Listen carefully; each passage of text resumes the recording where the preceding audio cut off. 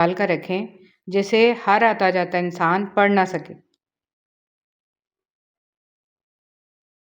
مجھے تاریخ میں کوئی ایسا شخص نہیں ملا جس کے ذریعے اللہ تعالیٰ نے امت کو نفع پہنچایا ہو اور اس سے کوئی مصیبت نہ پہنچی ہو، چاہے چھوٹی ہو یا بڑی۔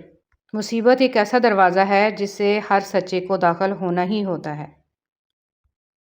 کچھ اس لیے بھی پسند آتے ہیں سچ بولنے والے لوگ کیونکہ وہ خود ٹوٹ جاتے ہیں مگر کسی کا دل ٹوٹنے نہیں دیتے۔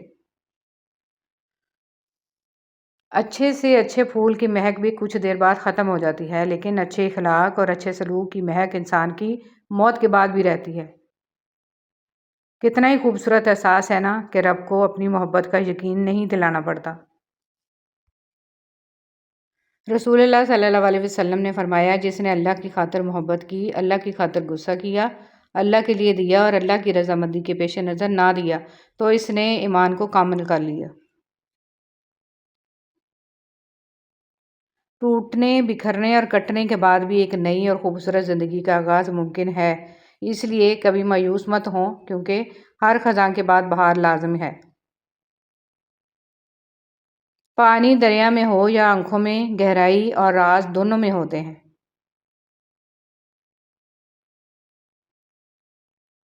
اے میرے پروردگار، میری بہترین عمر میری آخری عمر کو بنا دیجیے اور میرے بہترین اعمال میری آخری اعمال کو بنا دیجیے اور میری زندگی کا سب سے بہترین دن وہ بنا دیجیے جس دن میں آپ سے ملوں، یعنی موت کا دن۔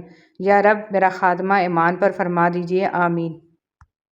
اور تم ایک دوسرے کے مال آپس میں ناحق نہ کھایا کرو اور نہ مال کو بطور رشوت حاکموں تک پہنچایا کرو کہ یوں لوگوں کے مال کا کچھ حصہ تم بھی ناجائز طریقے سے کھا سکو، حالانکہ تمہارے علم میں ہو کہ یہ گناہ ہے۔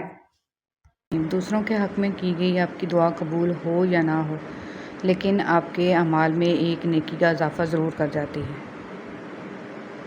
اسلام سچی محبت کی تائید کرتا ہے جو چند دنوں میں محدود اور چند تحفوں کی محتاج نہ ہو بلکہ ہمیشہ کے لیے ہو، اور صرف جسمانی نہ ہو بلکہ روح کی بھی تسکین ہو اور پاکیزہ ہو، اور وہ صرف نکاح میں ہی حاصل ہوتی ہے۔ مومن صرف اپنی ذات میں نہیں جیتا، ایک طرف وہ اپنے رب کو راضی کرتا ہے اور دوسری طرف بندوں کی خیر خواہی کرتا ہے۔ صبر میں جبر نہیں ہوتا، صبر میں رضا ہوتی ہے۔ اس لیے جو سودے اللہ کے لیے کیے جاتے ہیں، جو چیزیں اللہ کے لیے چھوڑی جاتی ہیں، ان کو چھوڑنا نہیں پڑتا، ان پر اللہ کے لیے دل کو راضی کر لیا جاتا ہے۔ صبر بھی محبت کا دوسرا روپ ہوتا ہے اور سب محبت میں تو سب قربان کر دیا جاتا ہے، بس اللہ سے محبت ہو جانے کی دیر ہے، پھر اس کے رنگ میں کسی طرح سے بھی رنگنا مشکل نہیں لگتا۔ جذباتی ہونا، غصہ کرنا، چھوٹی چھوٹی باتوں کو دل پہ لینا، جلدی رو دینا ایک صاف شفاف انسان کی نشانی ہوتی ہے۔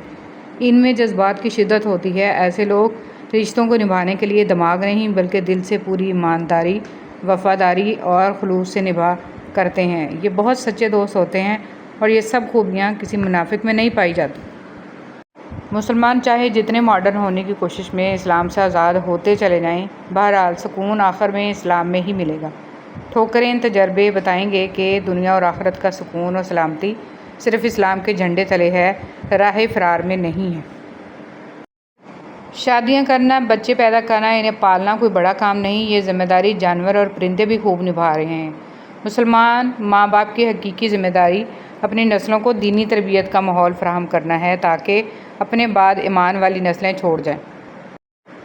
جب آپ کچھ نہ بدل سکیں تو اپنی دعاؤں میں اضافہ کر دیں کیونکہ پروردگار کے سوا کوئی آپ کو کچھ نہیں دے سکتا۔ صلی اللہ علیہ وسلم نے فرمایا، جب کوئی آدمی کسی جسمانی مصیبت میں مبتلا ہو جاتا ہے تو اللہ تعالیٰ نیکیاں لکھنے والے فرشتے سے کہتے ہیں، میرا بندہ جب تک میری آزمائش کی قید میں ہے تم اس وقت تک اس کے شب و روز کے نیکیوں کے معمولات لکھتے رہو۔ کرپٹ حکمران، نبی کریم صلی اللہ علیہ وسلم نے فرمایا، جو بھی شخص مسلمانوں کا حاکم بنایا گیا اور اس نے ان کے معاملے میں خیانت کی اور اسی حالت میں مر گیا تو اللہ تعالیٰ اس پر جنت کو حرام کر دیتا ہے۔ حدیث مبارکہ ابو قتادہ رضی اللہ تعالیٰ عنہ سے مروی ہے، کہتے ہیں کہ میں نے رسول صلی اللہ علیہ وسلم سے سنا، آپ صلی اللہ علیہ وسلم فرما رہے تھے، مجھ سے زیادہ حدیثیں بیان کرنے سے بچو، جو شخص میرے بارے میں بات کرے تو وہ صرف حق یا سچ کہے، جس شخص نے میرے بارے میں ایسی بات منسوب کی جو میں نے نہیں کی تو وہ اپنا ٹھکانہ آگ میں بنا لے۔